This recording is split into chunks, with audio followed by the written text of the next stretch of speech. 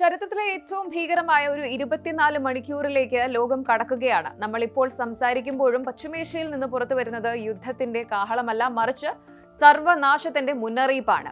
Israel പ്രതിരോധ സേന IDF ഇറാന് നൽകിയിരിക്കുന്ന ആ മാരകമായ ഡെഡ് ലൈൻ അവസാനിക്കാൻ ഇനി ഏതാനും മണിക്കൂറുകൾ മാത്രമാണ് ബാക്കി.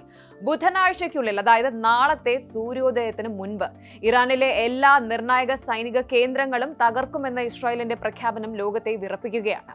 ഇതൊരു വെറും ഭീഷണിയല്ല. ഇസ്രായേൽ പ്രധാനമന്ത്രി ബെന്യാമിൻ നെതന്യാഹുവും സൈനിക തലവന്മാരും ഒപ്പിട്ട് ഓപ്പറേഷൻ ജഡ്ജ്മെന്റ് ഡേ ആരംഭിക്കാൻ ഉത്തരവ് നൽകിക്കഴിഞ്ഞു. ഇറാൻ തങ്ങളുടെ ആണവ പദ്ധതികൾ നിർത്തിയില്ല എങ്കിൽ നാളെ ലോകം കാണാൻ പോകുന്നത്, ലോകം സാക്ഷ്യം വഹിക്കാൻ പോകുന്നത് സങ്കല്പങ്ങൾക്കും അപ്പുറത്തുള്ള ഒരു മഹാസ്ഫോടനത്തിനായിരിക്കും. എന്താണ് ഈ ചർച്ചാ വിഷയമായ വെനസ്ഡേ ഡെഡ് ലൈൻ? ഇസ്രായേൽ പ്രയോഗിക്കാൻ കാത്തുവച്ചിരിക്കുന്ന ആ ഡൂംസ്ഡേ വെപ്പൺ ഏതാണ്? നയതന്ത്രത്തിന്റെ വാതിലുകൾ കൊട്ടിയടയ്ക്കപ്പെടുമ്പോൾ ലോകം ഒരു മൂന്നാം ലോക മഹായുദ്ധത്തിന്റെ പടിവാതിൽക്കൽ ആണോ നിൽക്കുന്നത്? ആഗോള രാഷ്ട്രീയത്തെ പിടിച്ചുലയ്ക്കുന്ന ഞെട്ടിക്കുന്ന വിവരങ്ങൾ പരിശോധിക്കാം. കാര്യങ്ങൾ കൈവിട്ടു പോയിരിക്കുകയാണ്.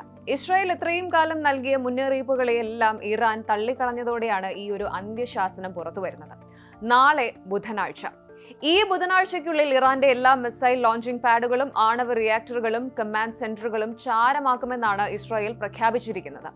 ഇതിനെ ഒരു സൈക്കോളജിക്കൽ വെപ്പൺ എന്ന് വിളിക്കാം. കാരണം ഒരു രാജ്യം മറ്റൊരു രാജ്യത്തിന് കൃത്യമായ ഡെഡ് ലൈൻ നൽകി ആക്രമിക്കാൻ ഒരുങ്ങുന്നത് ഇതാദ്യമായിട്ടാണ്.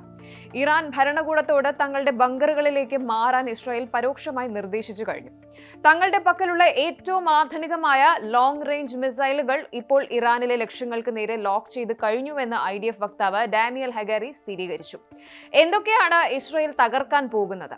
പുറത്തുവരുന്ന ഇന്റലിജൻസ് റിപ്പോർട്ടുകൾ പ്രകാരം 50-ലധികം പോയിന്റുകളാണ് ഇസ്രായേൽ മാർക്ക് ചെയ്തിരിക്കുന്നത്. അവയിൽ ചിലത് ഇതാണ്. ഒന്ന്, നെഥാൻസ് ന്യൂക്ലിയർ ഫെസിലിറ്റി. ഇറാന്റെ ആണവ കരുത്ത് ഇല്ലാതെയാക്കാൻ ഇവിടം തകർക്കും. രണ്ടാമതായിട്ട് അണ്ടർഗ്രൗണ്ട് മിസൈൽ ബേസസ്, അതായത് ഭൂമിക്കടിയിലെ ഇറാന്റെ മിസൈൽ നഗരങ്ങൾ തകർക്കും.